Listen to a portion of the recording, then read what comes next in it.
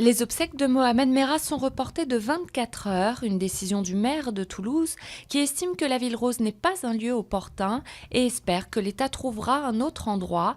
Un peu plus tôt dans la journée, l'Algérie avait elle aussi refusé l'inhumation sur son sol, redoutant d'éventuelles expressions de haine ou de sympathie à l'égard du défunt. Grève générale en Espagne contre la réforme du marché du travail votée par le gouvernement Rajoy. Les syndicats dénoncent une réforme qui ne peut qu'aggraver le taux de chômage déjà établi à plus de 22%. L'impact de la grève semblait toutefois limité par l'accord de service minimum, sans compter le souci de nombreux Espagnols de ne pas perdre une journée de salaire dans un contexte de rigueur.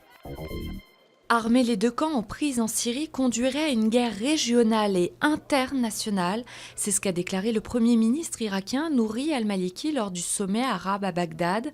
Nous pensons qu'un dialogue national est la meilleure solution à la crise, a-t-il affirmé. Les pays arabes apparaissent divisés sur la question syrienne.